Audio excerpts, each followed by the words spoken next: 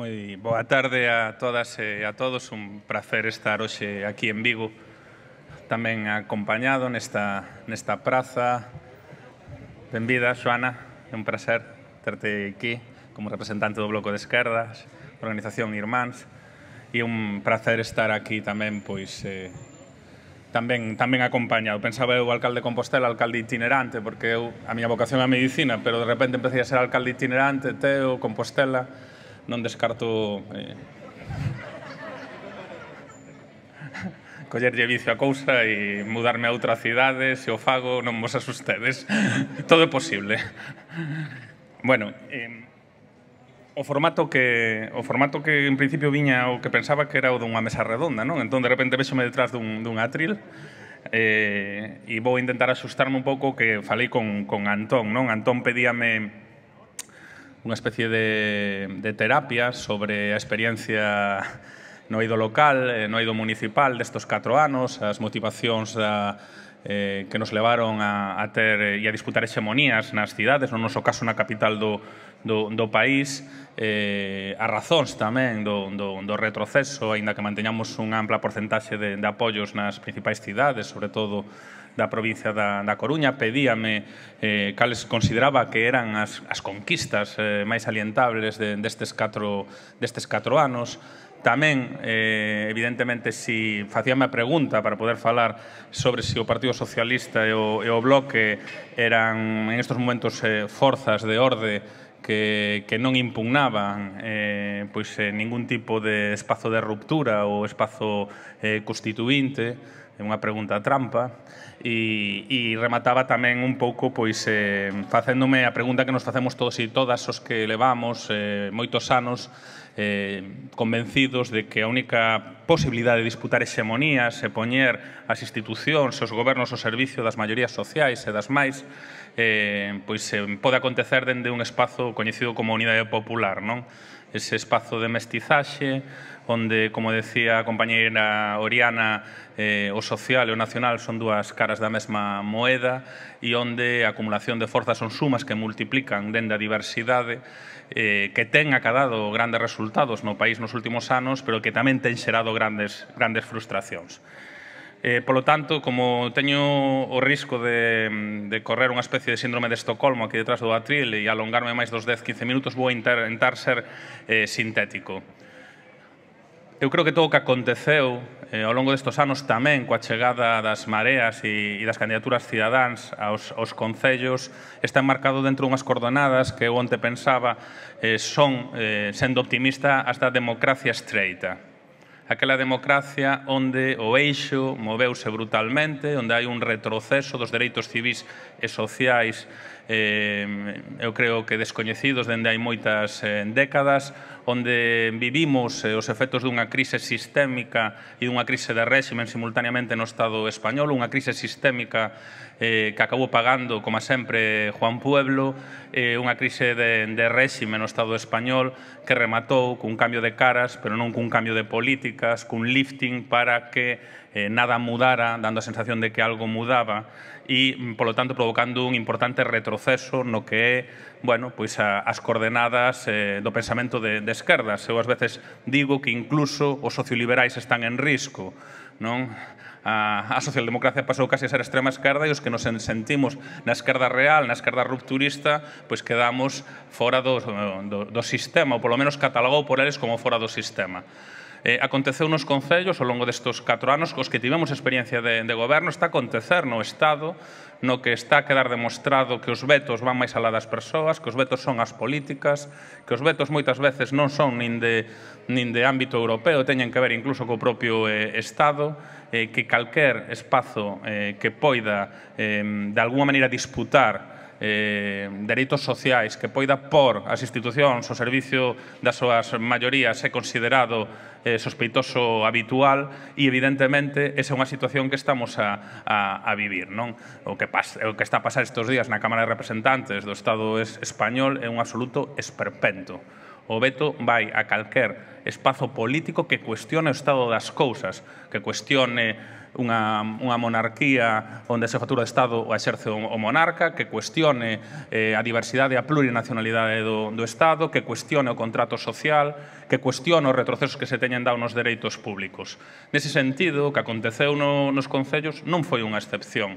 Hai que pensar que en Galiza obtivéronse moi bons resultados. A chegada das mareas a moitas vilas e cidades, tamén os gobernos en cidades importantes como a capital do país, Coruña e Ferrol. Pero hai que pensar tamén que no conxunto do Estado as candidaturas de Unidade Popular chegaron a moitas cidades e a unha representación no conxunto do Estado de máis de 8 millóns de persoas. Eso non podía continuar. Acabamos convertidos no obxectivo número 1 por cuestionar únicamente marcos básicos de democracia local, democracia pública, de democracia ao servicio da xente.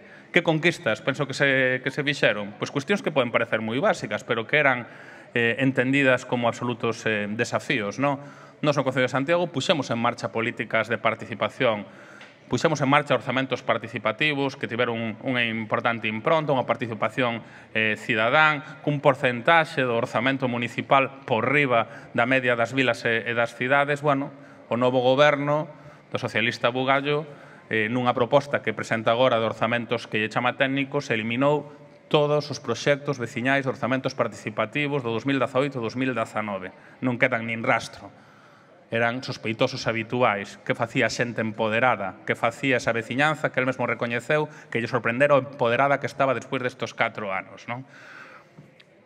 Conseguimos tamén, evidentemente, pôr en marcha procesos culturais descentralizados, populares, entendendo a cultura non coa tutela institucional, senón unha cultura democratizadora e ao servicio dos barrios populares da cidade e da oferta cultural digna. Bueno, pois é un modelo que tamén está en cuestión.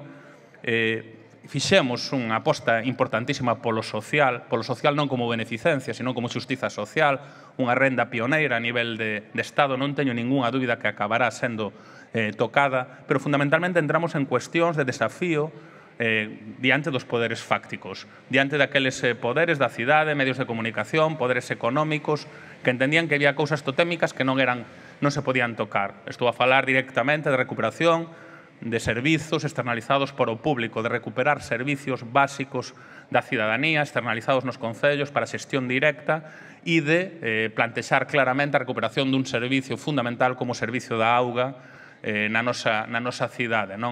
Eso, evidentemente, entendeuse tamén como un proceso co cal había que rematar. Eu creo que ese foi o principal desafío que alertou a todos os poderes fácticos e que verdadeiramente xerou, pois dende o minuto 1, unha vaga de acoso, de derribo, de difamación, de bombardeo por terra, mar e aire, que acabou, evidentemente, debilitando e minorando espazos que foron hexemónicos no 2015, que tiveron unha ampla representación no 2019, pero que non lles chegou para ser hexemónicos. Esa democracia estreita que entende que tampouco dentro local, que era onde, en teoría, podía haber espazos posibles de liberdade para recuperar servizos, recuperar e pôr a institución ao servicio da xente, pois entenderon que eso non podía acontecer. A veces pídesenos autocrítica, eu sería capaz de facer autocrítica, levo estes meses facendo autocrítica,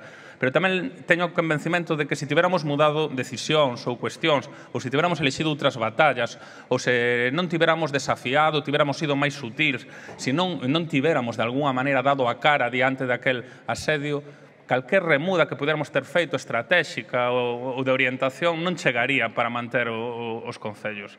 Esa é a sensación que eu teño en estos momentos. Teño a sensación de que foi máis unha cuestión de claro desafío e do contexto esa de democracia estreita que, evidentemente, tiña que rematar con espazos de unidade popular, espazos que puideran ser exemplo para facer unha aposta tamén na representación institucional para mudar o estado das cousas. Esa foi a cuestión fundamental ao longo destos 4 anos. Dito isto, é certo que nos encontramos en moita soidade nestes 4 anos. Diante da pregunta do Antón, cal é o rol do Partido Socialista e do BNG en moitos concellos e moitas cidades, desgraciadamente non foi un rol de acompañamento. É dicir, había matices ideolóxicos, matices de plantexamento, pero había unha identificación do enemigo común por todas as formacións políticas que era o espazo das mareas. É dicir, era como se, de alguma maneira, houbera un alegato de que o espazo das mareas, o espazo de unidade popular, o espazo das candidaturas cidadanistas estiveran movendo o marco, os marcos mentais, os marcos de representación pública, a chegada a xente de clases populares ás institucións e como se iso non pudera acontecer, como se para ser representante público tivésemos que ser licenciados e licenciadas, diplomados e diplomadas nas institucións. E, polo tanto, hubo un intento evidente de rematar con calquera outra alternativa, intento que está contextualizado pois nesta melancolía que percibo nos últimos meses polo que eu chamo a restauración e a reivindicación do bipartito, non? Como única alternativa ao goberno do Partido Popular. Non se me malinterprete, non veño aquí a cargar contra o bipartito. Simplemente veño a decir que o lugar onde fuches feliz, como di a canción, non deberás tratar de volver e que se esa alternativa, ou se temos que viaxar despois dunha crise sistémica, despois dunha crise de réximen, despois dun peche en falso do réximen no Estado español, despois da emerxencia da extrema dereita e de todo o que está acontecendo, do movimento do eixo na esquerda dereita, reivindicando o bipartito, é que estamos como país claramente decapitados e derrotados, e iso nunca pode ser unha opción. Eu creo que os que participamos no espazo de Unidade Popular, na construción dun espacio plural e diverso, somos imprescindibles para poñer institucións, as rúas, os dereitos civiles e sociais ao servicio da xente. E que se un espazo de unidade popular combativo, que sexa capaz de ter un pé na institución pero outro na rúa, que sexa capaz de tecer rede, que sexa capaz de practicar a fraternidade, a xenerosidade, a cooperación por riba da competición, non é posible mudar o país nin o estado das cousas. Non é posible empoderar o conxunto do país.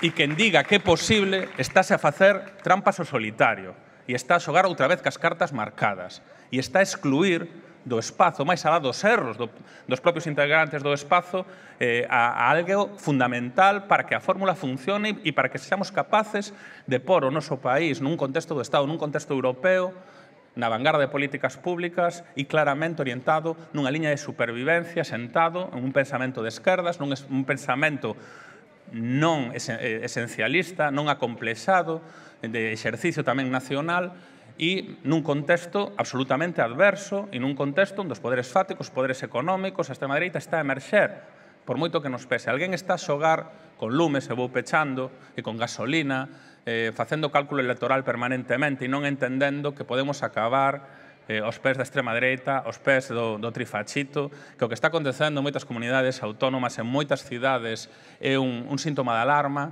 e que o que está acontecendo incluso no funcionamento de estructuras que se din de esquerdas ou formacións políticas que se din de esquerdas é non entender o que está pasando neste contexto histórico e neste momento histórico. E, por lo tanto, eu creo que hai espazo para a Unidade Popular e que é a única fórmula que pode disputar hexemonías. Ten que facer autocrítica, sin flaxelarse, sí, pero a autocrítica pasa fundamentalmente por entender que é un espazo diverso, no que non se pode impoñer o relato dunha parte sobre a da outra, onde o resultado ten que ser un sumatorio das formacións políticas e dos espacios que ali conviven, tanto no nacional como no social, e que temos que afastarnos claramente, pois, de alguma maneira, dese egoísmo e dese tacticismo curto e dese non entender que o reto é dunha dimensión tal que os que estivemos no Vietnam local sabemos que o enemigo ten un poder que nos obriga, evidentemente, a lanzar propostas claramente de unidade popular, propostas combativas, propostas que muden o estado das cousas. E ese é o futuro, e ese é o reto que temos. O reto que temos que eu creo que é absolutamente fundamental e que a todos nos convoca, a todos, tamén o conxunto da cidadanía. É curioso, dá sensación de que se pechou a fiestra, dá sensación de que non hai en estes momentos posibilidade de que emerxa un espazo de unidade popular que dispute hexemonías, cando é o único que pode disputar hexemonías. E iso, cando as condicións materiais da xente non mudaron ou mudaron moi pouco, cando temos medio país decapitado fora, cando temos a todos os traballadores e as traballadoras do país precarizados e, en moitos casos, sin poder garantizarse unha vida digna tendo un salario ou tendo un emprego. Eu creo que as condicións materiais, de alguma maneira, determinan tamén as propostas que podemos facer políticamente. E creo que esa será a nosa responsabilidade, non? Entón, eu non sei se hai que apagar o ordenador, volver a encendelo, se hai que resetealo. Porque, por unha vez, como ten acontecido pois con ideoloxías como o marxismo, con outro tipo de cuestiones, temos a fórmula e non somos capaces de estar á altura da fórmula, non somos capaces de desmarcarnos daquelas cuestións que nos fan competir en vez de cooperar, que nos provocan moitas veces non entender o momento histórico. Eu creo que temos que ser leais ao espacio de unidade popular, sinceramente, para mudar o estado das cousas. E con eso remato.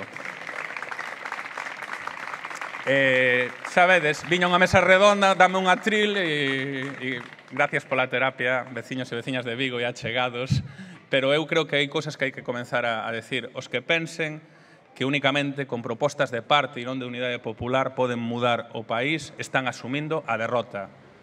Eu prefiro quedarme na melancolía de poder disputar hexemonías. Non estou disposto a vivir na derrota, nin a asumir proxectos políticos que únicamente pretenden autoxestionar o seu corralito. Ou estamos ao servizo do país ou non estamos.